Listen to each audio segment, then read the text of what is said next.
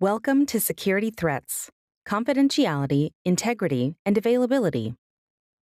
After watching this video, you will be able to explain what the CIA triad is, list concerns related to the CIA triad, and define common regulatory standards and penalties.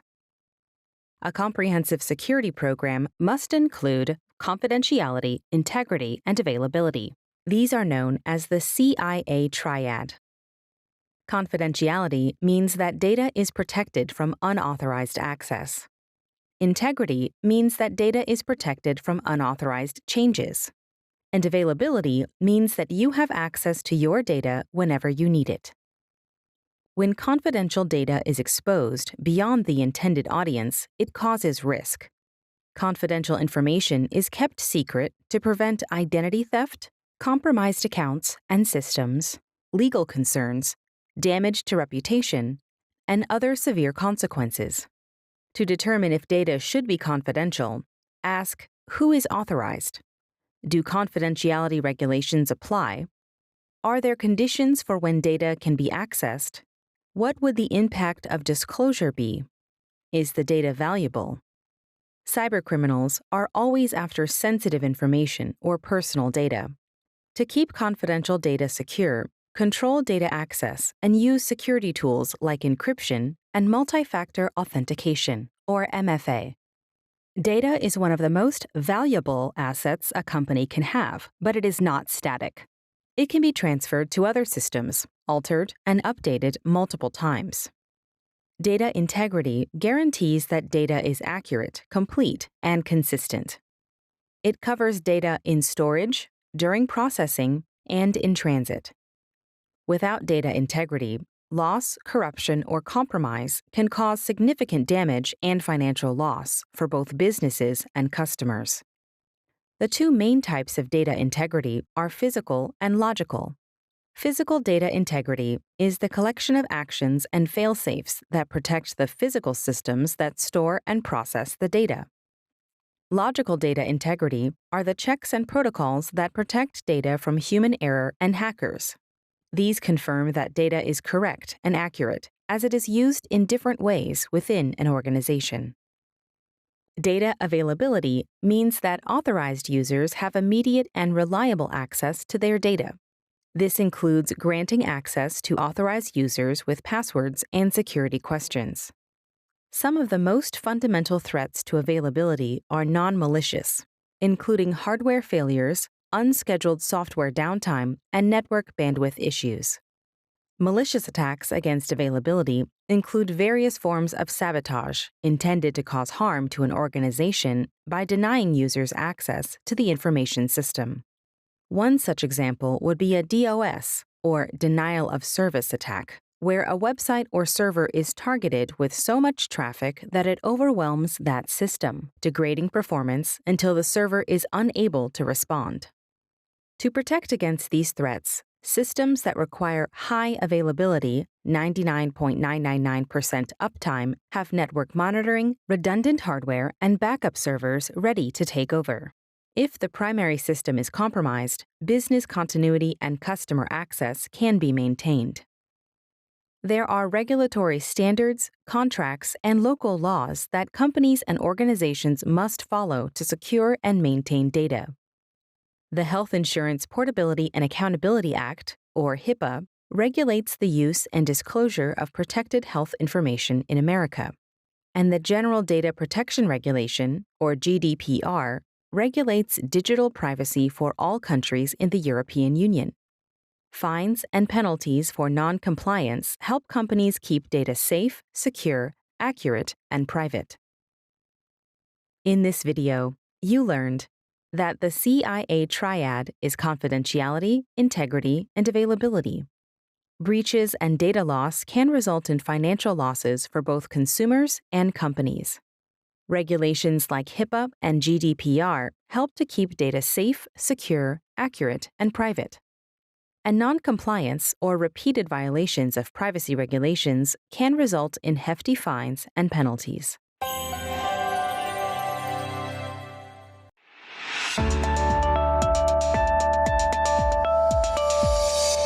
Welcome to Security Threats, Security and Information Privacy. After watching this video, you will be able to define intellectual property, explain how to turn data into information, and list the different types of confidential information. An information asset is information or data that is of value. Examples include patient records, customer information, and intellectual property. Information assets can exist physically on paper, disks, or other media, or they can exist electronically in databases and files. Data analytics is when raw data, like values or facts, are used to create meaningful information. Data is the raw values and facts, usually collected by automated systems. For example, page visits, link clicks, monthly sales. Information is a summary of the raw data. For example, positive or negative results that happen after some specific change. Insights are conclusions based on the results of information analysis. Meaningful business decisions are based on insights. For example, if a positive trend occurs after store hours are changed, the right business decision would be to maintain those new hours. Intellectual property, or IP, refers to creations of the mind and generally are not tangible. It's protected by copyright, trademark, and patent law. Industrial designs, trade secrets, and research discoveries are all examples of IP. Even some employee knowledge is considered intellectual property. Companies use a legally binding document called a non-disclosure agreement, or an NDA, to prevent the sharing of sensitive information. Digital products are non-tangible assets a company owns. Examples include software, online music, online courses, ebooks or audiobooks, and web elements like WordPress or Shopify themes.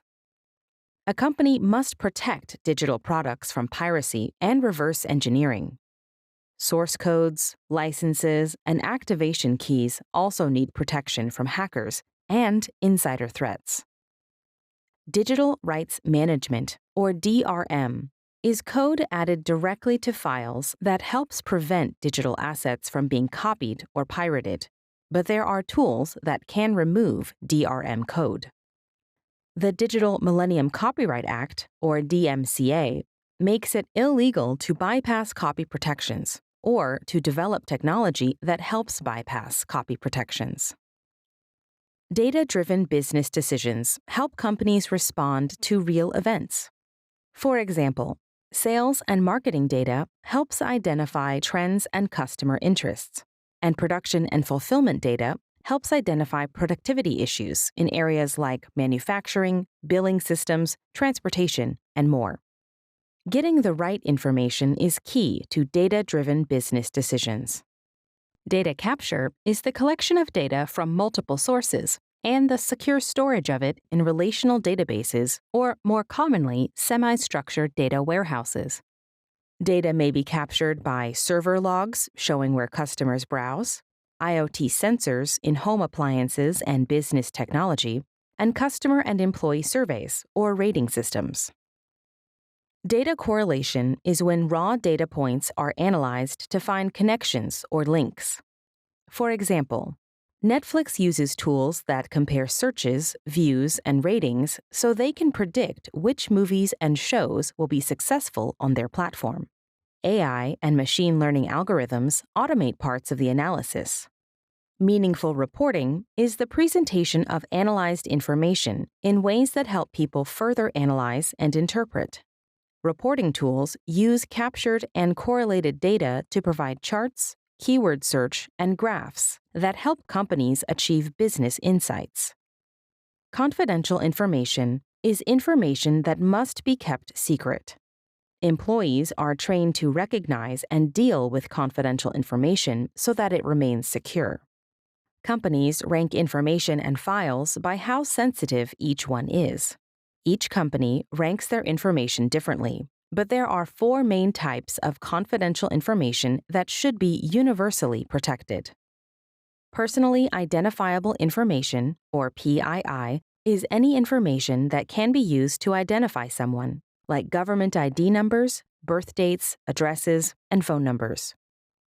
Company confidential information is any information that is used to run a company, like intellectual property, product designs, procedures, plans, employee records, and financial data. Customer confidential information is information customers or partners provide to companies, which includes PII, and also things like purchase histories and credit card information. Protected health information, or PHI, is any information added to a person's medical record during diagnosis or treatment that can be used to identify them, like PII, medical history, prescription lists, photos, and more. Examples of careless data handling include things like entering a customer's credit card information into an unencrypted database, leaving a patient's medical file unattended at the front desk, or letting a work friend borrow your password to download files because they forgot theirs. Properly handling confidentiality means restricting access to only those who need the information, not allowing unauthorized views or copies, storing information securely with encryption, firewalls, permissions, and more, destroying any file copies that are no longer needed, not just discarding them, getting explicit consent before processing or storing information, including a disclosure about how long it will be kept, and ensuring employees create strong passwords that they do not write down or share, and that they change those passwords regularly. In this video, you learned that when raw data is refined, it becomes information. Intellectual property, or IP, includes designs, trade secrets, research discoveries, and even employee knowledge. Digital products are non-tangible assets that a company owns, like software, ebooks, or web elements. Data-driven business decisions are based on capturing data, correlating it, and then using it to create meaningful reports. And the classes of data that companies and organizations must protect are personally identifiable information, or PII, company confidential information, customer confidential information, and protected health information, or PHI.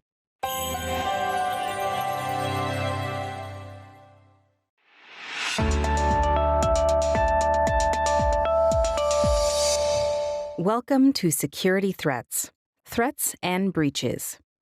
After watching this video, you will be able to identify the different types of security threats, list examples of security threats, and explain the difference between a worm and a Trojan. Weak security policies can lead to physical threats, tampering, or the theft of hardware. Only trusted, authorized personnel should have physical access to information systems, and only for the specific systems they are responsible for. It's much easier to steal data directly from a laptop or server than it is to remotely hack into a complex network. To keep hardware safe from physical threats, tampering, and theft, lock it in a secure area with card readers on doors to limit access. Use robust surveillance on the inside and outside of the premises, and keep these maintained, updated, and tested. Hardware failure or destruction can occur during power outages, fires, and natural disasters like earthquakes, floods, tornadoes, hurricanes, and electrical storms. Environmental conditions such as humidity and mold also pose risks. Keep hardware safe with a well-maintained infrastructure that includes fire suppression systems, backup power, and a properly functioning HVAC system to prevent humidity and mold. Ultimately, none of these strategies will work without a detailed plan for what to do if disaster strikes or a system is breached. Regular planning and run-throughs of mock disaster and attack scenarios will help refine the process and identify security weaknesses. Unpatched systems, misconfigured firewalls, weak cybersecurity, and weak physical security are just a few ways that data threats occur. Data leaks are the accidental exposure of confidential or sensitive data through a security vulnerability. Data breaches are when a data leak is caused intentionally by a cybercriminal. These occur when social engineering or phishing attacks trick employees into leaking sensitive credentials or information. Data dumps are when cybercriminals dump stolen data onto the dark web for monetary gain. A data dump might include PII, PHI, bank account numbers, PINs, social security numbers, and more. Other cybercriminals buy and use data dumps for things like identity theft and password attacks. Dumpster diving is the act of physically searching through a literal dumpster to find something valuable. A company's trash might contain lists of customer names, phone numbers, contact information, business plans, product designs, or an access code written on a Post-it note. Tech companies require document shredding and device destruction as a normal part of business because these can be stolen from the trash to harvest data that can be used for identity theft and data breaches. Or the data could be sold to hackers or a company's competitors. Software threats include theft, exploits, and malware. Software or license theft is the unauthorized copy or use of copyright-protected software. This includes pirating software and counterfeiting activation codes. Exploits are pieces of code that use vulnerabilities in hardware or software to get into a system. Malware-infected websites use exploits to automatically download malware to a system. This is called a drive-by download. Malware is a general term for software designed to compromise computer systems. Malware can cause system slowdowns, odd requests, browser misdirection, and pop-up ads. It can also steal data, record everything you do with or near your device, spam your contacts with infected links, and connect your computer to a network of hijacked computers that are remotely controlled, known as a botnet. Malware can come from attachments, sketchy websites, file downloads, infected USB drives, or links in emails, ads, social media, torrents, and even text messages. Phishing and remote desktop protocol attacks, or RDP attacks, are the most popular attack vectors for ransomware since they result in a higher success rate. To avoid malware, keep software updated, don't open strange attachments or links, back up your data, use strong antivirus software, and use strong, frequently updated passwords. Malware types include viruses, worms, trojans, exploits, spyware, adware, and ransomware. Computer viruses are programs designed to spread from host to host, just like real viruses. An infected app or file has to be started by a user for a virus to activate. Viruses can turn on a webcam, record keystrokes and site visits, steal data, corrupt files, and hijack email accounts. Let's look at some different types. Program viruses are bits of code that insert themselves into another program. Macroviruses affect Microsoft Office files via the macros they use to automate tasks. Stealth viruses copy themselves to different locations to avoid antivirus scans. Polymorphic viruses change their characteristics to get around cybersecurity defenses. 97% of all malware uses polymorphic viruses. Worms are viruses that start themselves after identifying system weaknesses. They don't rely on apps or files. And unlike viruses, worms can be controlled remotely. And Trojans trick you into installing legitimate-seeming software that includes harmful malware. Spyware collects personal data, login credentials, credit card information, and online activity, and can record using a device's camera or microphone. Adware is software coded into online ads that records your personal data, website visits, and keystrokes to send you personalized ads. Both adware and spyware can be legitimate or malicious. Ransomware locks a system, encrypts its files, and displays a ransom demand. To get the encryption key, you must pay the ransom, or you can regain access by doing a full system restore from a backup. In this video, you learned that hardware must be kept safe from physical damage, tampering, and theft. Hardware is vulnerable to natural disasters, fires, mold, and power outages. Software threats include theft, exploits, and malware. Malware includes viruses, spyware, adware, and ransomware. And 97% of all malware includes polymorphic viruses.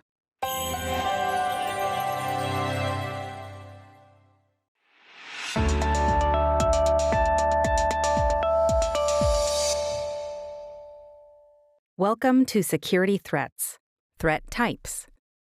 After watching this video, you will be able to list the types of impersonation, explain password cracking, and identify a DOS attack. Impersonation is when a hacker sets up a public Wi-Fi network that seems legitimate. Once a user connects, login credentials, session information, and PII can be intercepted. Another type of impersonation is when a hacker sets up a fake website that looks and feels exactly like a real website, such as a well-known bank or other high-profile site. They may send fake email or text links, known as phishing, to trick you into visiting the fake site so they can steal your credentials to the real site and install malware on your device. A third type of impersonation is when a hacker pretends to be someone else so they can steal data or take over systems. This is also called social engineering. Impersonation attacks can be used individually or in combination with each other. Hackers use snooping attacks to intercept data between devices. These attacks can reveal logins, credit card numbers, intellectual property, and more. Snooping attack types include eavesdropping, man-in-the-middle, and replay. Some hackers can even use a computer monitor's electromagnetic fields to reconstruct what it displays. Snooping is common on open, unsecured networks and can be difficult to trace. Eavesdropping, or packet sniffing attacks, occur on wireless, wired, and phone connections. A packet sniffer is a tool that intercepts everything transmitted on a network. Anything your device sends on an unencrypted network can be viewed with a packet sniffer. This allows hackers an opportunity to intercept, alter, or delete data transmitted between devices. If a network is encrypted, packet sniffers will only be able to see things like the origin and destination of a packet, but not the data inside it. Staying off public Wi-Fi or using encryption with a VPN or cellular connection helps prevent eavesdropping attacks. A man-in-the-middle attack is a form of eavesdropping. It has a victim, a receipt point, and an attacker. The victim and receipt point are unaware the attacker is listening in. Man-in-the-middle attacks can be physical or logical. In a physical man-in-the-middle attack, the attacker is physically near the victim, like the same public Wi-Fi network or a network they set up themselves as a trap. The attacker sniffs the unencrypted network traffic to gain access to everything the victim is doing online so they can steal information. In a logical man-in-the-middle attack, the attacker sends emails or texts with fake links that direct victims to sites that steal their data and install malware. If a fake email warned about a bank account problem, the victim might click the link and try to log in. This gives the attacker control of their bank account and installs malware on the victim's computer. Other man-in-the-middle attacks include spoofing, hijacking, and theft of browser cookies. A replay attack is a type of man-in-the-middle attack, which intercepts and retransmits data. Replay attacks are also known as repeat or playback attacks. Replay attacks involve trusted entities and require an access token. Trusted entities are users or websites that get an access token or security key after verifying that they are who they say they are. For example, connecting to your bank or your work network on a network-registered device. Hackers get access tokens by sniffing network traffic between trusted entities. Once they find an access token, they can hijack the session and use the token to impersonate the trusted entities. After that, the hacker can intercept and modify any information sent, or access private accounts as if they were the account holder. Password cracking is getting a correct password in an unauthorized way. Brute force attacks submit as many passwords as possible, hoping one will work. Dictionary attacks use words pulled from dictionaries or newspapers to crack passwords. And rainbow attacks use words from an original password hash to generate all other possible passwords. Hashing is when an algorithm transforms an input string, like your password, into a smaller fixed-length output string, or hash, that is saved to a file. A hash is like a digital fingerprint. Passwords are hashed with a scrambling algorithm. If a password hash is determined, attackers can use it to determine other passwords that were scrambled in the same way. That can be over 90% of unknown passwords in some cases. Unauthorized information alteration threatens the integrity of any process or outcome based on that information, including financial records, vote totals, health records, news stories, and more. Tools that fight unauthorized information alteration include File Integrity Monitoring, or FIM, which audits sensitive files and folders to ensure all activity is authorized, and Relational Database Management Systems, or RDBMSs. An RDBMS is a database that records user access and data changes. RDBMS is safer than a spreadsheet program. To preserve data integrity, security plans must prevent unauthorized user access, prevent unauthorized data changes by authorized users, and use error checking and data validation. A denial of service, or DOS attack, floods a network with so much traffic that it crashes. DOS attack victims are typically high profile, like government sites, banks, or social media sites. Sometimes, DOS attacks are used to distract from other attacks happening at the same time. Common DOS attack types include buffer overflow, when a website gets more internet traffic than it can handle. ICMP flood, when diagnostic pings are sent to every computer on a network. Each computer pings every other computer, and so on until the network crashes. And SYN flood, when a rapid series of incomplete connection requests floods a website until the server crashes. A distributed denial of service, or DDoS attack, is when a DOS attack is made with a large collection of compromised, malware-infected computers, known as a botnet. DDoS attacks give attackers the following advantages. It's harder to identify a DDoS attack's origin, which makes it harder to shut down. And DDoS attacks are far more devastating than DOS attacks, since hundreds or thousands of computers are used instead of just one.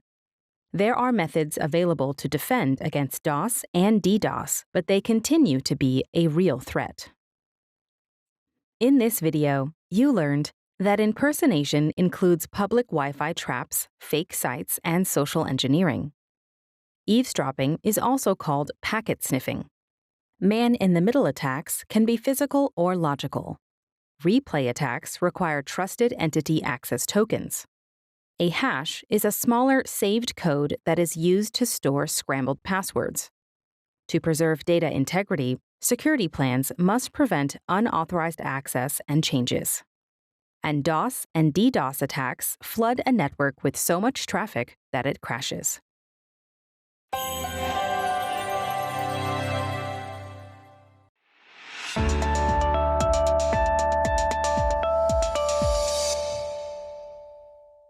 Welcome to Security Threats, Password Management Techniques. After watching this video, you will be able to explore password management best practices, identify strong and weak passwords, and explain the difference between SFA, 2FA, and MFA. Strong passwords and an effective password strategy are essential to online security. People tend to use the same passwords across personal and business accounts, but weak or stolen passwords account for more than 80% of company data breaches. Each online account should have a unique password, especially corporate accounts. And employee training should exist to explain why password management and data security is so important. A password policy is a set of rules that provide guidance on using strong passwords. Password policies should require a minimum length of 12 characters, a mix of upper and lowercase letters, numbers, and special characters, a unique password for each account or device, including personal devices used for work, a mandatory password change every 6 to 12 months, employee training on cyber attacks, and notification to employees that the company will never ask for passwords. Password policies should insist that employees should never reuse or recycle passwords, never share passwords, not even with the CEO, never write passwords down, and never store passwords in a digital file. Hackers can guess 1 trillion passwords per second. Passwords often have quotes from movies, songs, or books. But hackers already have online databases full of these quotes and lists of dictionary words, encyclopedia entries, and more. For stronger security, use 12 characters minimum. Avoid names, places, dictionary words, or PII. Use upper and lowercase letters, numbers, and special characters. Avoid using leet, or symbols for letters. Hackers already know about it. For example, writing the word password using the number 4 instead of the letter A, or the $ instead of the letter S. Use random characters, and use a passphrase, which is 12 or more random words. Here's what strong passwords look like. Organizations should never ask customers or employees for their passwords. When employees know that their company would never ask for passwords, they are less likely to fall for impersonation and phishing attacks. Don't share your password with anyone, not even your boss or the IT department. IT staff have admin rights. Any work they do can be done on their own logins. Companies must teach employees the risks of password reuse and take steps to stop it. Password reuse means using the same username and password for all your accounts. Using common passwords like 12345 or the word password. Using the same password but with a different username. Hackers can easily link previously used passwords to people, and they can spray common passwords at online accounts. Password expiration is when a password is set to expire after a specific amount of time. In the past, employees typically had to change their passwords every 90 days. But this inspired weak and reused passwords. Longer intervals help employees use less risky behavior. Password expiration does make sense, but not once it starts to negatively affect security. Single-factor authentication, or SFA, is when you enter one credential to log in. Username and password is the most common form. Single-factor authentication is not safe from keystroke loggers, malware that captures everything typed on a device, phishing, or data breach information sold on the dark web. With single-factor authentication, anyone who has your username and password can do whatever they want to with your account or data. Two-factor authentication, or 2FA, is when you enter 2 credentials to log in. Two-factor authentication is usually hardware-based, with the most common form being a security key that plugs into a USB port. 2FA devices are the best defense you can have against phishing and hijacking and are very easy to set up. Newer versions use NFC, so the key only has to be near the device instead of plugged in. Multi-factor authentication, or MFA, is quickly becoming the industry standard for effective security. It's an extra layer of protection that companies and organizations are using to keep cybercriminals out of their systems. When you're trying to access a resource or device that's using MFA, you need to provide more than just the correct password to get in. MFA offers the following extra protection over SFA. Risk of a breach occurring is significantly reduced. MFA factors can't be captured by keystroke loggers. You're in full control over which factors you provide: phone, email, text, security questions, or some combination of all of them. And significantly reduced risk from phishing. It's important to understand that multi-factor authentication is not 100% fail-proof. As hackers realize that the number of organizations using MFA is steadily on the rise, they continue to look for ways to circumvent it or to exploit the vulnerabilities which inevitably exist in these types of solutions. Identification factors are pieces of information that only you and an authentication service know. They are something you know, like your password or PIN, answers to security questions, or a one-time password or OTP code. Something you have, like a phone or email to receive OTP codes, a phone app that can generate OTP codes, or a device plugged into your phone or computer. And something about you, like your fingerprints, retinas, face, or voice. Biometric scans use these to authenticate you online or unlock a door to a secured area. Single sign-on, or SSO, verifies users for connected accounts or apps so they only have to log in once. Businesses use SSO to simplify and speed up access to resources. IT departments set up single sign-on with vendors like Office 365 or Salesforce.com, so employees are automatically logged in when they sign into their work networks. This lets employees continue working without having to remember multiple passwords. Password managers generate strong, unique passwords for every online account you create and remember each of them for you. They can analyze your stored passwords and warn you if any are too weak or if any have been reused on other sites. They use powerful encryption on all stored passwords to keep them safe. Once set up, you have to remember the one password for the password manager. In this video, you learned that 2FA is when a physical device must be plugged in before login. MFA is when multiple authentication methods are used to log in. SSO verifies a user across connected accounts. Password managers create strong, unique passwords and remember them for you. And strong passwords are long, random, secret, and never reused.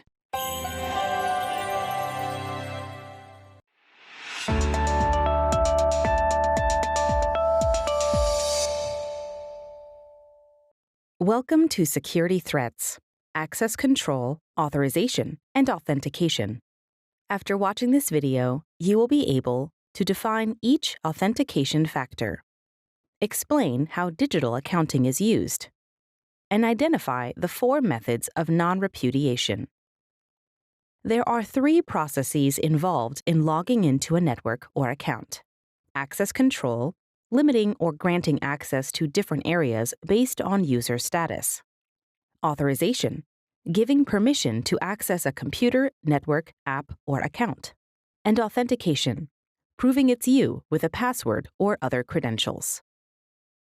Access control prevents unauthorized viewing, modification, or copying of data. IT staff use access control to restrict what users can do, which resources they have access to, and what functions they are allowed to perform. Access is granted using the rule of least privilege, where access is only granted to resources that a user needs to fulfill their role. Role-based access control, or RBAC, follows a company's org chart. Different customer and employee roles are set up as groups on a network, and then those groups are granted certain permissions. When a new user joins the network, they are assigned to the group that fits their role. They will have the lowest level of permissions they need to do their job. Authorization is when you have permission to access a location or do an action. Before you can access an account or system, you need authorization. Access control must be set up before any authorization is granted to maintain data security. And authorization must be set up for your user account before you're able to log in. Once you are authorized, you can then use authentication to log in. Authentication is the act of confirming the identity of a user. Authentication involves 2 steps: entering the correct login information and confirming that it is really you. Authentication factors used to confirm identity include something you know, like a username, password, PIN, or answers to security questions. Something you have, like a mobile device, security key, or security badge. And something you are, biometrics like facial recognition or a fingerprint, iris, or voice scan. Authentication methods include single-factor, or SFA, two-factor, or 2FA, multi-factor, or MFA, and single sign-on, or SSO. SSO lets you log into multiple applications and platforms with one login. 2FA and MFA are the most secure ways to log in because they require at least two authentication factors. Access control sets boundaries, authorization gives access, and authentication confirms identity. In the security field, it's important to know the right balance between the three A's. Strictly applying role-based permissions groups won't secure data if those groups all have the same authorization levels. The same is true if groups have properly set permissions but are not properly applied by administrators. Using strong passwords and MFA won't secure data if all groups have the same permissions. The same problem exists if groups have properly set permissions but passwords are weak. Using strong passwords and MFA won't secure data if all users are assigned to the same group. The same problem exists if administrators assign users to the proper groups but passwords are weak. Best practice should require strong authentication, strong authorization, and strong access control. Digital accounting is used in troubleshooting, security analysis, forensics, and hacking. Logs. Most software and systems generate audit logs. Audit logs capture log file events, which can show who did what and how the system behaved. Tracking. Websites can track your OS, browser version, installed extensions, screen resolution, installed fonts, time zone, language, and how long you spent on a site and what you did there. Cookies. A cookie is code used to track, personalize, and save information about your browsing session. Cookies can also be used to ban you from a website if you've violated any of its conditions for use. Browsing history is a list of recently visited websites. Anyone with access to your device can see what sites you visited. Attackers use browsing history to learn where they might impersonate their victims, and companies use it to see which sites you go to on your work computer. Non-repudiation is when you can't deny being in a specific location. It guarantees that a message sent between two parties is genuine, like a digital signature. It includes video, clear recordings of a person entering, leaving, or occupying a space. Biometrics. Fingerprint or iris scans can't confirm whether a person physically accessed a device, network, or area. Signature.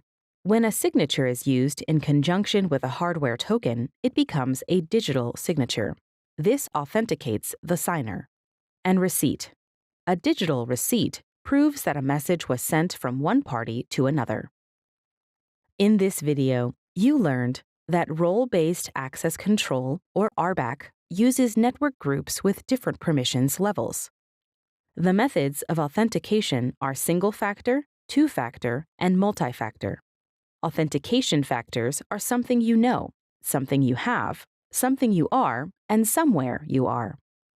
Logs, tracking, cookies, and browsing history are used to troubleshoot and to uncover user activity on devices. And non-repudiation uses video, biometrics, signature, and receipt.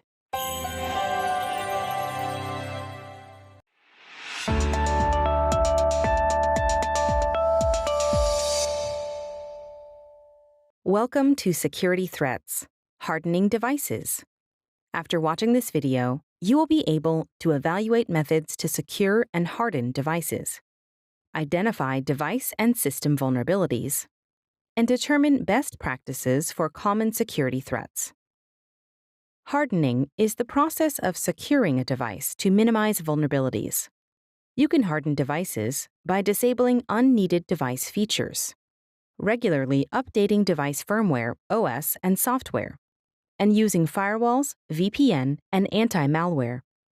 The more layers of security you use, the safer your data and devices will be.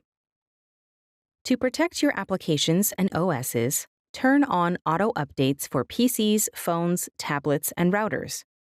Outdated systems are huge targets for hackers. In business, updates are tested first. If they pass, they are pushed to production servers. To make sure your apps, OSs, and drivers are secure, only install from app stores, authorized resellers, and manufacturers, and check software for a digital signature from its manufacturer. Patches are updates to apps and OSs that fix security weaknesses.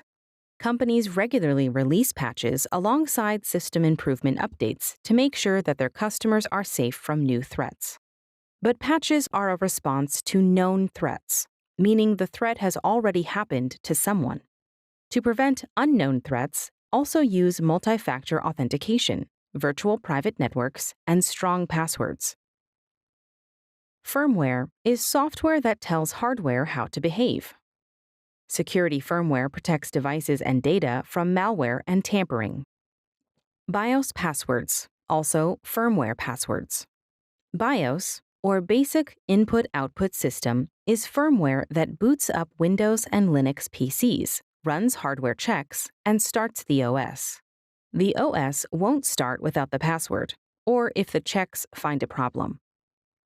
Secure Boot, UEFI, or Unified Extensible Firmware Interface, is newer and a more advanced boot firmware than BIOS. Secure Boot is a feature of UEFI. It confirms an OS manufacturer's digital signature, which prevents malware from taking control during boot up. TPM. TPM, or Trusted Platform Module, is a chip that stores and manages encryption keys. TPM chips won't start a device or unencrypt data if tampering is detected. Drive encryption. Drive encryption scrambles a drive's data so it's unreadable. Outdated firmware leaves devices vulnerable. Make sure your PCs, phones, networking hardware, and even your cars have firmware that is up to date. Encryption is one of the most powerful tools you can use to harden a device. It uses algorithms to encode plain text into unreadable ciphertext. Only the encryption key can decode it. Encryption is used at the network layer for data traveling across networks. It can also be done locally to hard drives, phones, and even thumb drives so that lost device data remains unreadable. Device lock adds device security. For example, heavy, bolted-in hardware is physically difficult to take, especially if it's behind a locked door. Laptops are harder to take when they're bound to a desk with a steel cable and padlock. And even though mobile devices are easy to lose, digital locks keep their data inaccessible. Disabling features and ports when not in use reduces the ways a hacker can gain access. For example, Auto Run allows inserted drives and disks to run or play automatically. An infected drive could install malware automatically. Bluetooth allows connections and data transfers between devices. If a hacker gains access, they can use it to steal data and install malware. NFC transfers data across devices with a tap or a bump. It's usually used for payments or sharing contacts. It has a much shorter range than Bluetooth and has zero security protections aside from its limited range. Disabling unused computer ports also reduces the ways a hacker can gain access. However, some of the most vulnerable ports have to be open to ensure functionality and connectivity. For example, Port 443 manages secure web traffic. Port 22 is used for secure server connections. And Port 80 manages standard web traffic. When features and ports are not being used, disabling them hardens them against attack. Apps that harden are affordable, reliable, and provide helpful configuration suggestions. Examples include antivirus, anti-malware, anti-spyware, software firewalls, and VPNs. Maintaining these apps, especially on smartphones, helps keep attackers out of your devices. Firewalls harden devices by keeping unwanted visitors out of your system and off your network. There are software firewalls and hardware firewalls. They monitor connections and block harmful traffic based on preset rules. For example, schools and businesses use firewalls to block social media sites, age-inappropriate content, and certain types of downloads. VPNs encrypt the traffic coming out of your device. Even if a hacker is capturing your data, they won't be able to read it or decrypt it. VPNs and firewalls range in cost. Some are free. Public Wi-Fi is convenient, but it's unencrypted and doesn't require passwords. Hackers can easily intercept and steal your identity, drain your accounts, and scam your contacts. Secured Wi-Fi, provided by your ISP or the network at your job, is much safer to use. These have very strong encryption. If you can't avoid public Wi-Fi, use a VPN on all your devices. Only visit HTTPS sites that are well known. Use your phone as a hotspot, as cellular networks are encrypted. Disable automatic Wi-Fi connection settings. And don't access personal or financial information on public Wi-Fi. Default usernames and passwords are essential to tech support, software installation, and device configuration. They also pose serious risks. They're easily found online in help guides or user manuals. They have admin-level privileges. They hide who's using them, and they're usually left unchanged. It's common for hackers to use them to break into apps, devices, OSs, databases, and BIOS. To close security loopholes, disable built-in accounts if possible. Change all default passwords. Use strong passwords. And check documentation for default, backdoor, and hidden accounts. In this video, you learned that apps and OSs should be regularly updated. Patches protect against known threats. Outdated firmware leaves devices vulnerable. Encryption encodes plain text into ciphertext. Disabling features and ports reduces attacks. Firewalls block traffic. VPNs encrypt traffic. Anyone can see what you do on public Wi-Fi. And hacking a device is easy with default passwords.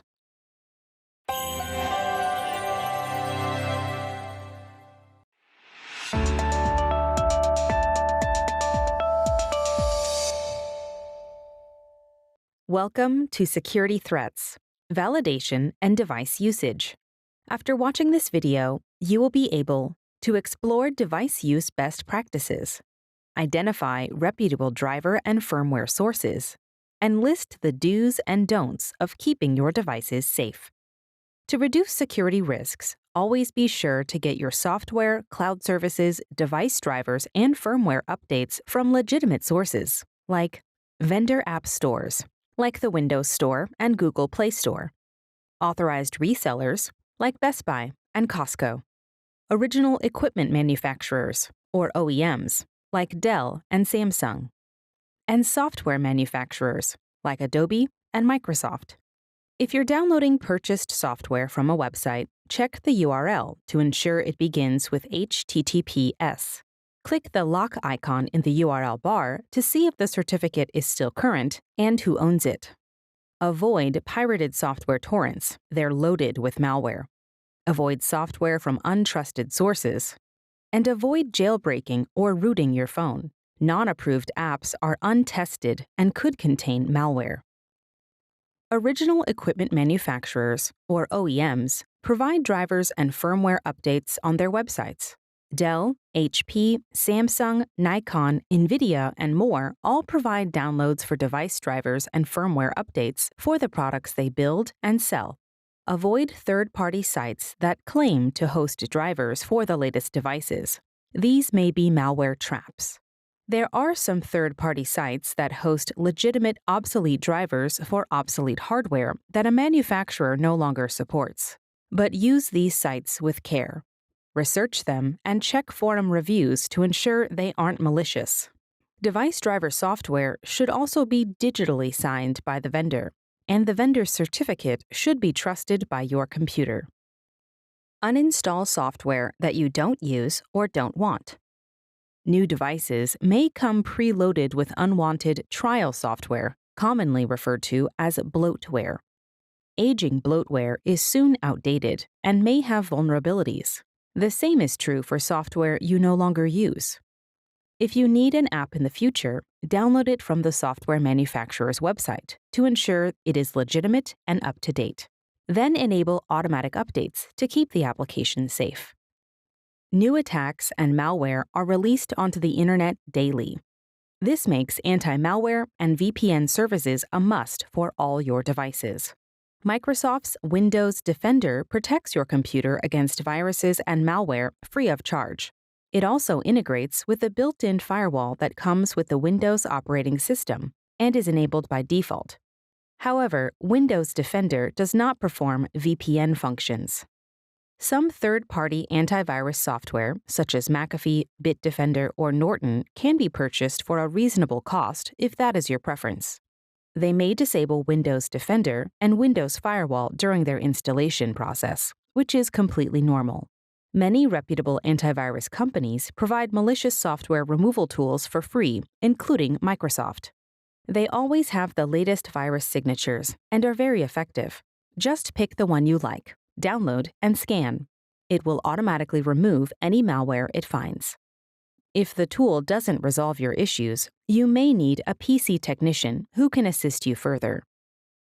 Prevent malware infection with safe computer usage and browsing techniques.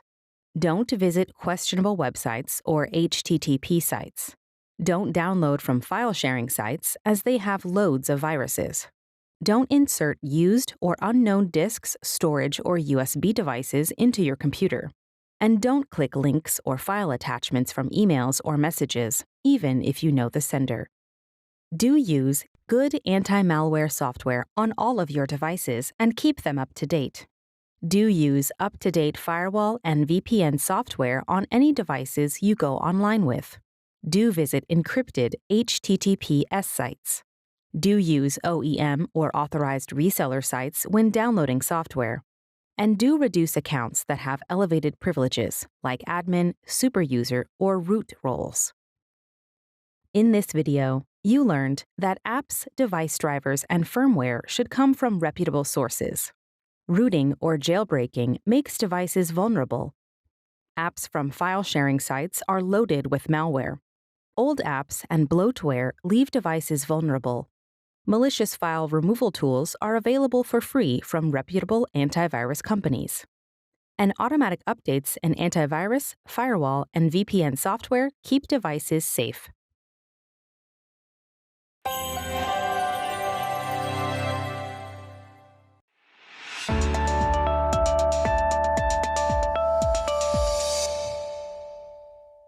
Welcome to Security Threats, Encryption Concepts. After watching this video, you will be able to explore encryption and its common uses, list use cases for symmetric and asymmetric encryption, and explain how cryptographic hashing works. Encryption is the act of taking readable text and scrambling it so it can only be read by a recipient that has the decryption key. Data that has not been encrypted is called plain text because it's readable. Algorithms used to scramble plain text are called ciphers. Encrypted plain text is called ciphertext.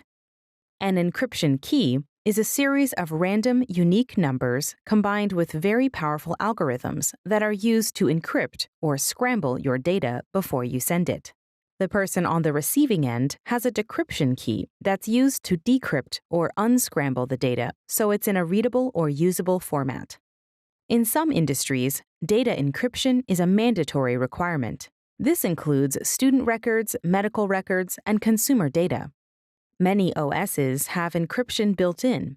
For those that don't, third-party encryption software is available. Data at rest refers to data that resides on a storage device. The files aren't open or being transmitted anywhere. Data at rest can be encrypted at the file level, storage device level, and cloud level.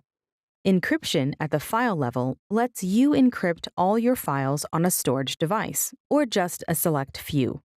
Disks and drives can be encrypted in two ways: using software to perform the encryption, or enabling hardware-based encryption like BitLocker. Data at rest is less vulnerable, but it's not immune from attacks. Using updated firewalls, VPNs, and anti-malware helps keep your data safe. Data in motion, or data in transit, refers to data that is actively moving between two devices, meaning two computers, a mobile device and a mail server, or your computer and your bank's online website. Any website that uses HTTPS in its prefix is using encryption. However, hackers can compromise encrypted sites with social engineering, man-in-the-middle attacks, and password cracking, and they can create their own encrypted HTTPS sites that install malware. Data in motion is especially at risk for interception attacks, like man-in-the-middle. Using end-to-end encryption means that the data being transmitted and received is safe, even if it's intercepted by a hacker. They won't be able to decrypt your data. Data traversing through a virtual private network, or a VPN, is automatically encrypted, but is not always end-to-end. Symmetric encryption, also called single key or private key encryption, is when a single key is used between parties to encrypt and decrypt data. With only one key, symmetric encryption uses less memory, which is great for quickly and securely processing larger amounts of data. That's why it is often used to protect the main data exchange in a session. But it's harder to keep a single key secret, especially if it needs to be broadly distributed. If this key is intercepted by a hacker, then they can decrypt your messages, hack your account, and steal or tamper with your data. 3DES and CAST are examples of symmetric encryption technologies. Asymmetric encryption, also called public key cryptography, uses a public key and a private key. Asymmetric encryption takes longer because it is more complex. It is used for smaller amounts of data. It is safe to widely share the public key for encryption or decryption because only the secret key can undo the public key's action. Uses include authentication, digital certificates, digital signatures, and key exchange, where a symmetric encryption key is shared only to the intended recipients. The RSA cipher is used in most asymmetric encryption. Public key infrastructure, or PKI, is when a user is validated with a digital certificate by a certificate authority, or CA.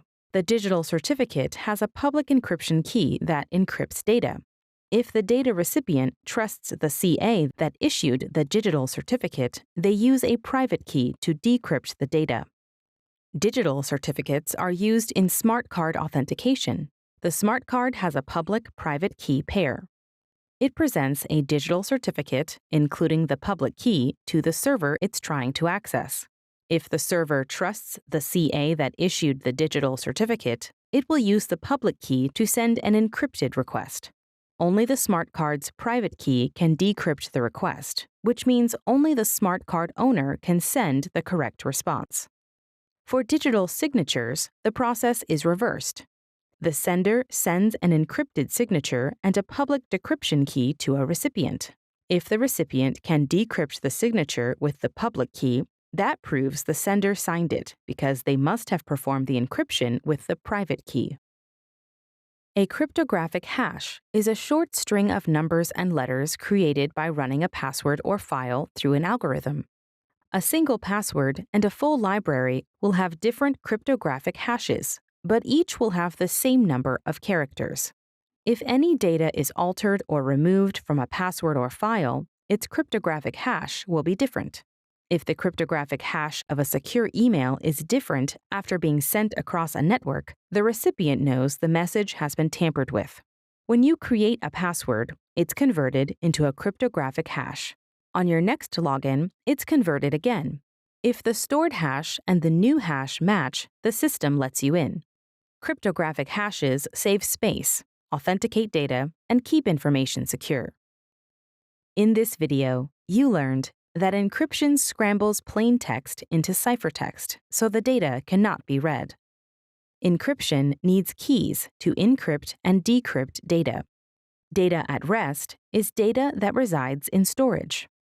Data in motion is data that is actively being transmitted and received. Symmetric encryption uses the same key to encrypt and decrypt data. And asymmetric encryption encrypts with a public key and decrypts with a private key.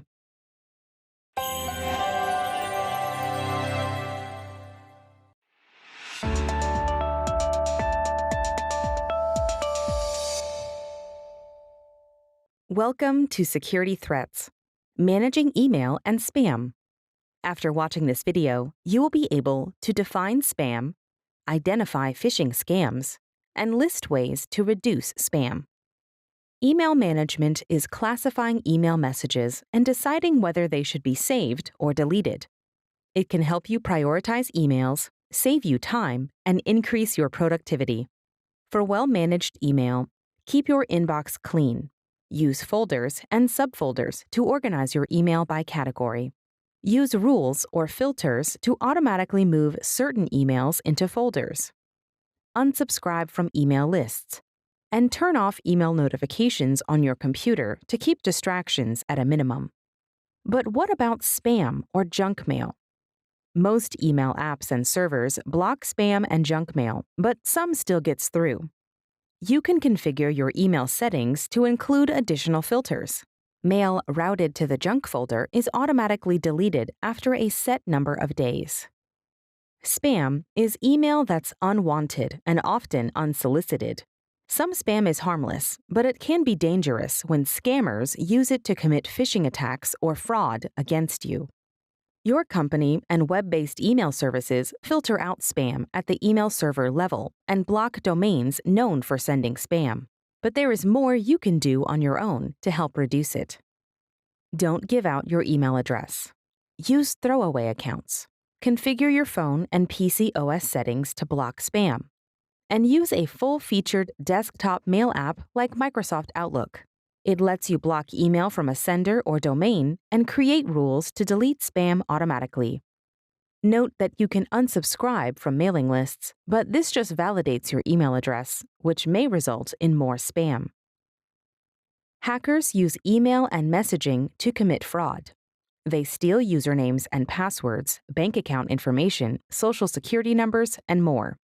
This is called phishing. Phishing attacks are common because they work.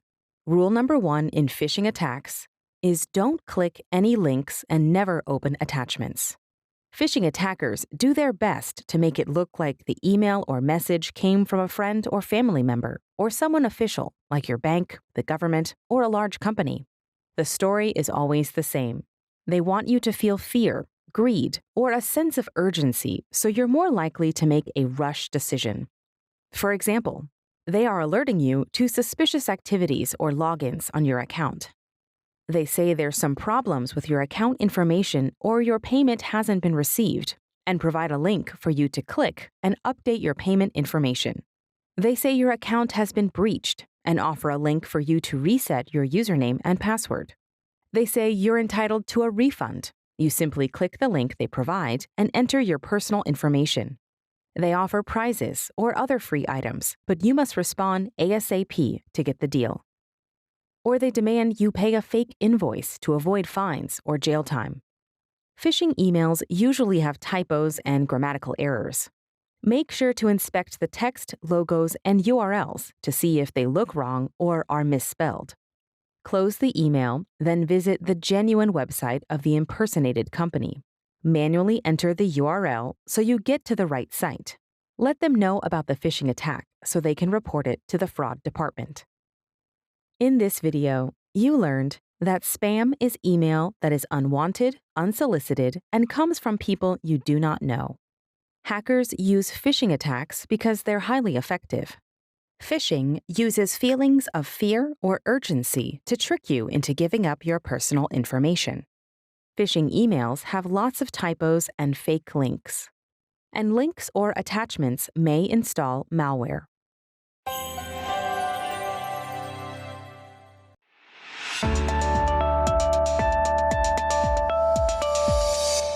Welcome to Safe Browsing Practices, Application Ecosystem Security.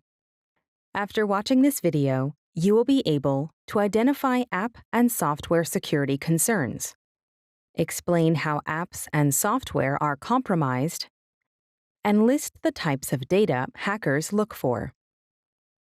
Mobile apps are designed to be functional and easy to use, but they are not always the most secure. Weak passwords, malware, or poorly designed apps can compromise a device, letting hackers access texts, contact lists, personal and business files, and other valuable information. For better security, use strong passwords, only install App Store approved apps, and use multi-factor authentication. Multi-factor authentication, or MFA, is a setting that requires you to fill in a code sent to your email or phone to prove that a login attempt came from you. Strong passwords are long, difficult to guess, and have a mix of numbers, letters, symbols, and capitalizations. For example, the phrase, "Johnny Appleseed loves apples," would be a very strong password, especially if it included a mix of numbers and symbols. Some users remove device restrictions so they can make changes and install non-approved apps. This is called rooting on Android phones and jailbreaking on Apple phones. This adds functionality, but also adds vulnerability. It is harder to root or jailbreak newer model phones, and there is less reason for it with updated features and app selections. To ensure a basic level of security, Apple and Google restrict certain device activities and remove apps from their app stores if they don't meet security standards. Desktop software can be used to open any file stored locally or in the cloud.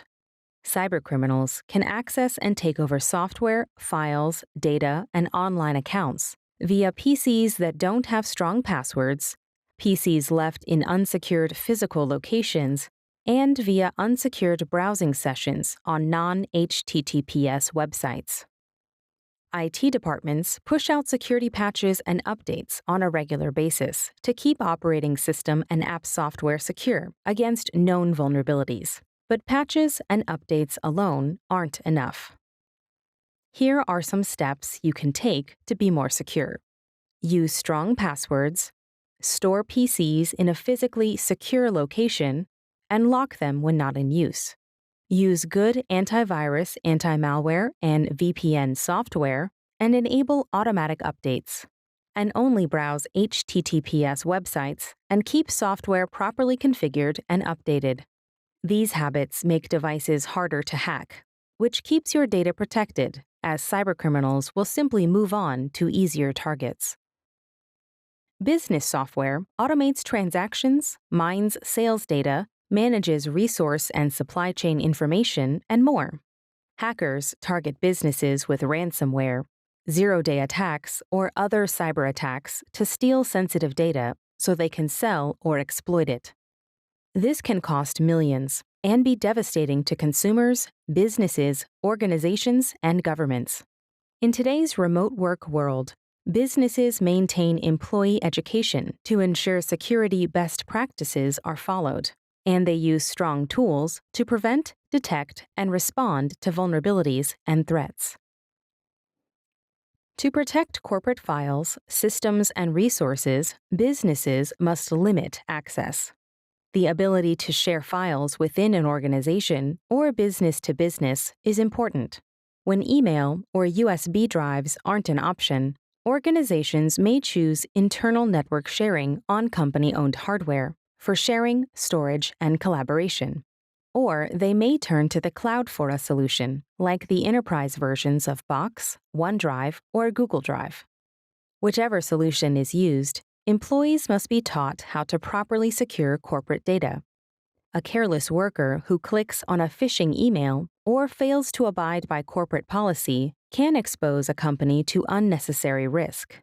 Company data should only be shared on a need-to-know basis.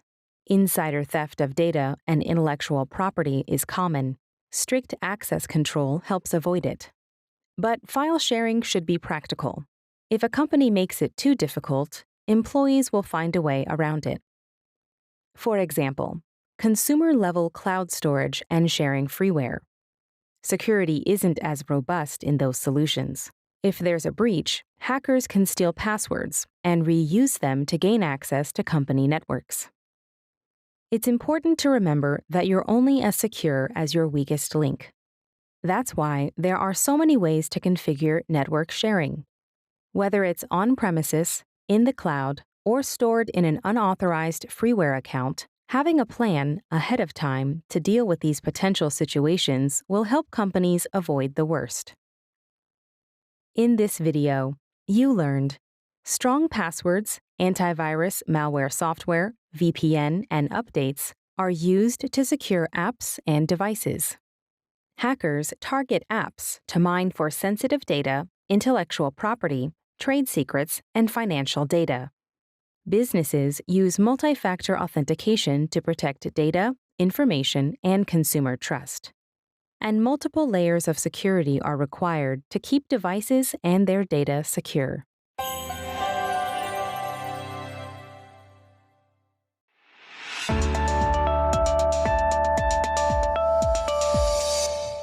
Welcome to Safe Browsing Practices, Public Browsing Risks. After watching this video, you will be able to list the security concerns of public browsing, identify public browsing risks, and list the types of data hackers steal from public networks. Free and open networks are available in many places. Airports, coffee shops, hotels, and even fast food restaurants will offer their guests access to public Wi-Fi. These networks are not encrypted. Your device may warn you about this when you're trying to connect to one of them. Unsecure networks invite eavesdroppers to view everything you send and receive on that network. They can potentially install malware on your device or hijack your session if your device is not protected.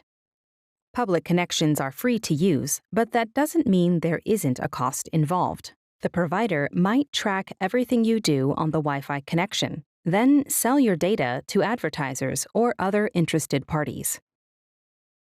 If a hacker gets access to your device via public Wi-Fi, they have free reign over everything on it and can even obtain the credentials to your banking or other websites you may have logged into.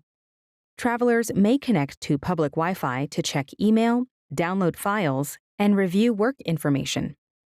Most businesses have security measures to reduce the risk of connecting over Wi-Fi, but there are still risks when using a public connection. Session hijacking is when an attacker intercepts and hijacks your connection. For example, they can take over a connection while you're logged into your bank and transfer funds to an outside account. Shoulder surfing is when an attacker sits strategically in public areas to try to see usernames and passwords, bank account PINs, and other essential information. To stay safe, use a mobile hotspot or cellular connection. If public Wi-Fi is the only option, be sure to use firewalls, strong passwords, antivirus and malware software, and VPNs. Most social network sites operate with secure HTTP or HTTPS, but that doesn't mean they are safe. The best way to protect yourself is to make sure the social networking sites you visit are safe before sharing any information. Learn about their privacy and security settings and use them. Be careful with the type of information you share on social networking sites. Not everyone is friendly, and cybercriminals will do just about anything to get someone's personal information. Avoid clicking suspicious links, emails, tweets, posts, and online advertising. These are often how cybercriminals try to steal your personal information or hijack accounts. If it looks suspicious, delete it. Use strong passwords, as they will make it more difficult to break into your device if it is lost or stolen. And as always, keep your software and devices current. Use the latest security software, web browsers, and operating systems, and encrypt with VPN. Use a mobile hotspot or cellular connection instead of public Wi-Fi. Instant messaging systems are typically not designed with security features in place.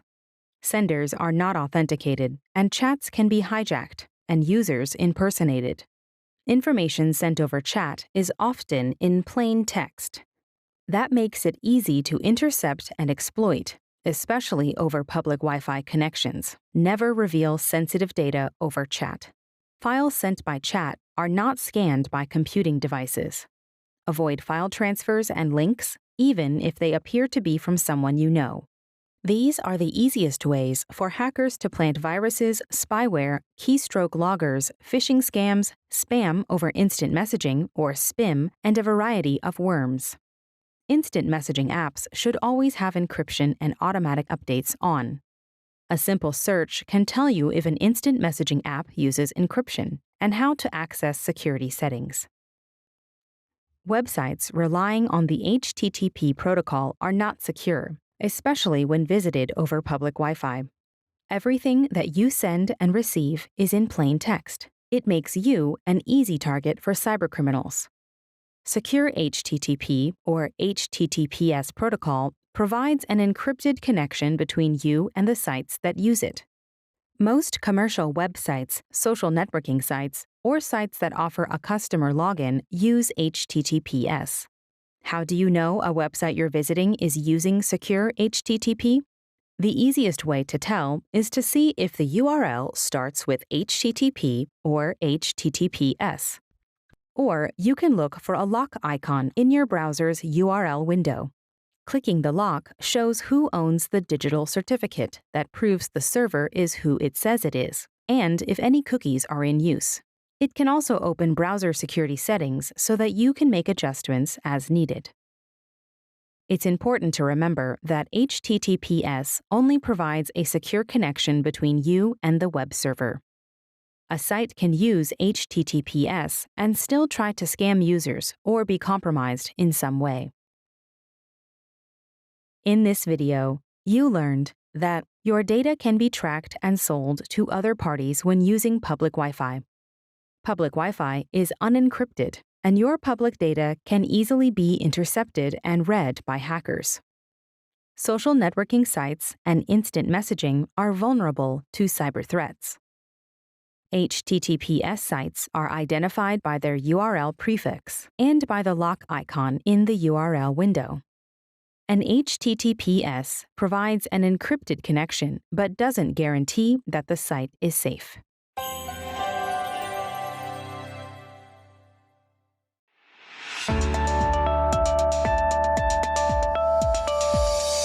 Welcome to Safe Browsing Practices, Plugins, Extensions, and Toolbars. After watching this video, you will be able to configure a browser for a secure browsing experience, identify secure and insecure websites, and explain how to manage plugins, extensions, and toolbars. In today's remote and cloud-based world, the browser has become an important tool in our daily lives. Google Chrome, Microsoft Edge, Mozilla Firefox, and Apple Safari are the most common. Browsers are often pre-installed, but are not typically set up in the most secure way. The internet has many risks, so it is vital to configure and maintain browser security so you can protect against those risks. Security zones are a feature of older browsers. They block or allow websites and confine them to different zones, such as the local network, internet, or intranet. For each zone, you could apply different security levels. For example, medium, high, or custom. Security zones can also be configured to allow ActiveX and Java for added website interactivity or functionality, but this can introduce risk. Modern browsers do not use zones, but older web apps may require you to enable ActiveX in order to run properly. Browser add-ons have evolved over the years. Toolbars were designed to add functionality to the browser, like spellcheck, autofill, yellow pages, and dictionaries. But most toolbars were considered nuisanceware. Some would show sponsored results instead of what you originally searched for, or they'd impede system performance. Some even installed malware, tracked browsing habits, and collected user data. Toolbars used to be forcibly installed on user devices during software installation processes. Fortunately, toolbars are a thing of the past. Plugins are site-specific browser add-ons that you click on to install. They are not supported in today's modern browsers in favor of extensions. A browser extension is a small piece of source code that adds a function or feature to a browser. Ad blockers and in-browser PDF readers are extensions. Since extensions are given special authorizations within the browser, they are attractive targets for attackers. Cookies are text files with small pieces of data. When you visit a site, the server creates a cookie and saves it on your browser to track you. Cookies let websites remember your logins, shopping carts, and more. This creates an easier, more personalized online experience. Most cookies are safe, but some are designed to track without consent. Even legitimate cookies can be harmful if you get hacked. Let's look at some different types. Session cookies are used only for one session. They are stored in RAM and are automatically deleted when the browsing session ends. Persistent cookies remain on a computer indefinitely, but some have expiration dates. Authentication cookies save logins, usernames, and passwords so you don't have to remember them. Tracking cookies track multiple visits to the same site over time. Online stores use these to see how you shop and send targeted ads. First-party cookies are from the site you are on. These are safer on reputable sites. Third-party cookies are from sites you are not on. These track you across the web. Ads can generate cookies even if you never click on them. Zombie cookies are third-party cookies that don't follow normal cookie protocols. They can store their code directly on your device to recreate themselves even after deletion. They are extremely difficult to remove. Websites may also use zombie cookies to ban specific users.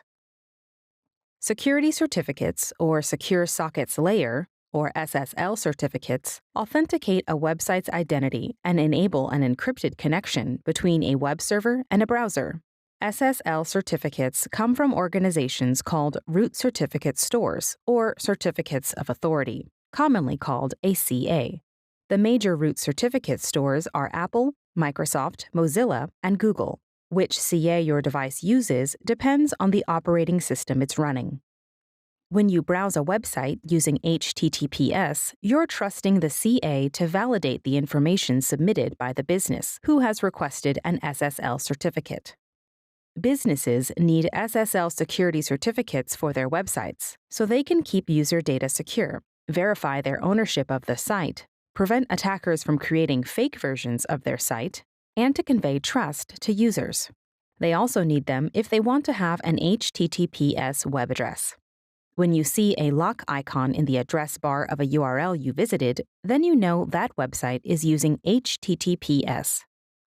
Because browsers are a favorite target for hackers, keeping them updated is very important. Browsers, by default, automatically update themselves. The updates are installed and applied when you restart your browser. If your desktop or laptop is part of a corporate network, your IT department may be managing the configuration and manually applying updates to the browsers installed on your system. On mobile devices, you may enable or disable updates occurring over metered or cellular connections and apply them upon the restart of your browser. Updating over a cellular connection can incur charges. Otherwise, they will update automatically when connected to Wi-Fi. In this video, you learned that hackers target browsers because they are the gateway between your device and the outside world. Updating browsers and properly managing cookies and extensions helps keep your data secure. SSL security certificates and certificates of authority prove a website is who it says it is. An HTTPS can guarantee an encrypted connection, but cannot guarantee that a site is not compromised.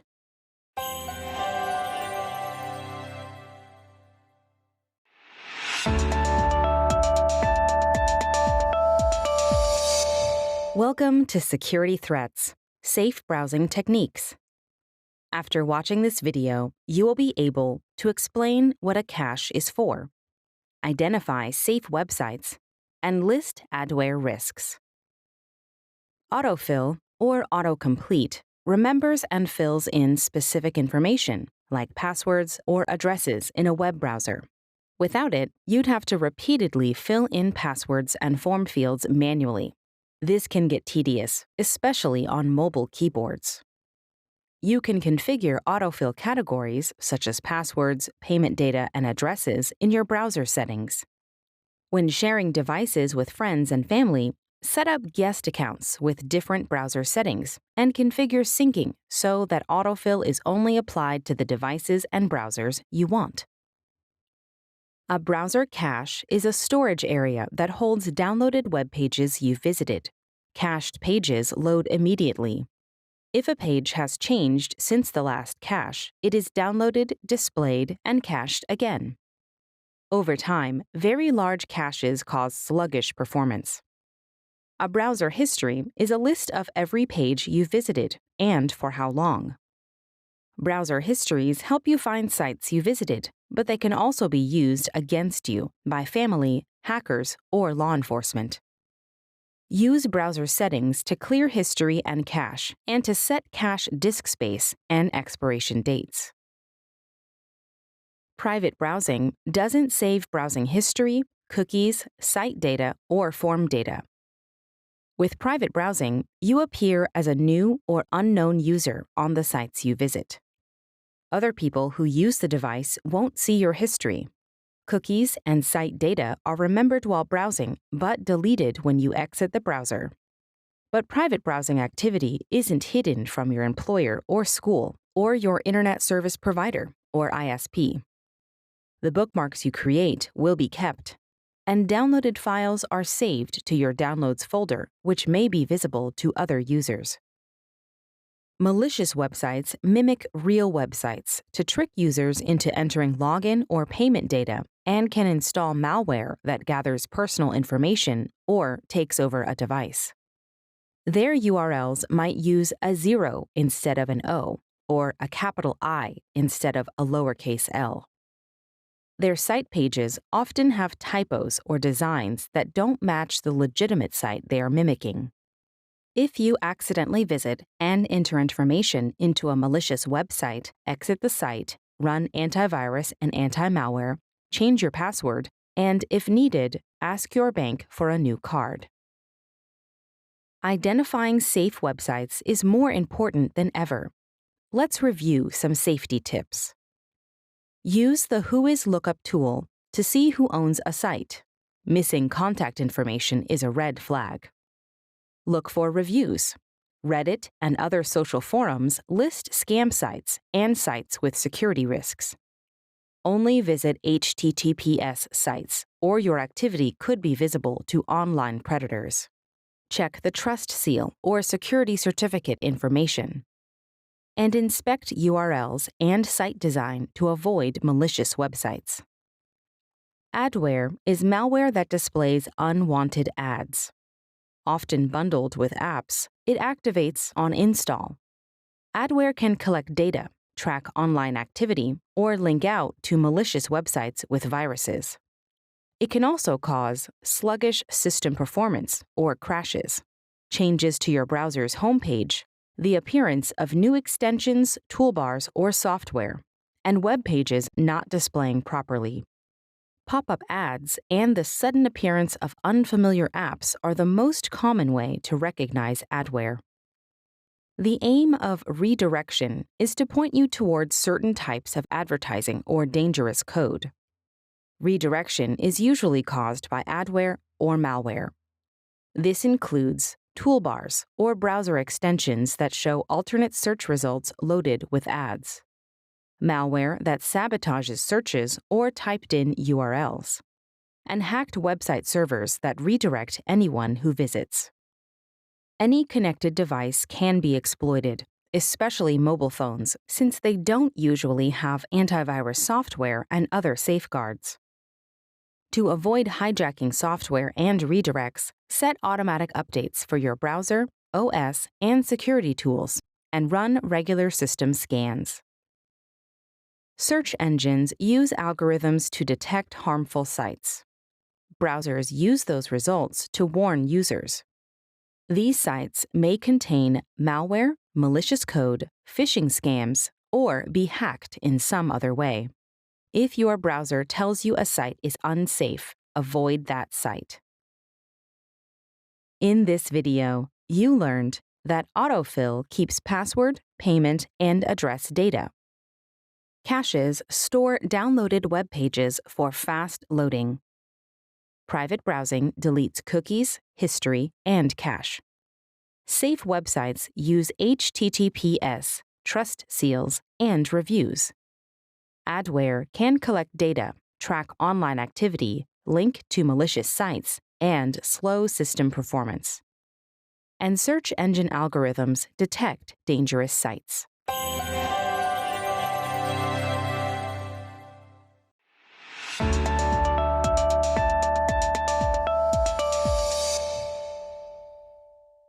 Welcome to Security Threats, Virtual Private Networks.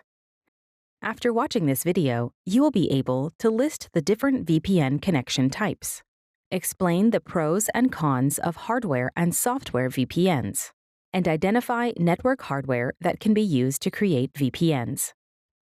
A virtual private network, or VPN, is an encrypted tunnel set up between two or more sites. All traffic in the tunnel is unreadable and useless to anyone who might try to intercept the traffic. VPN traffic is encrypted at the originating site and decrypted at the receiving site. VPNs make it much more difficult for hackers to make eavesdropping attacks, man-in-the-middle attacks, and replay attacks.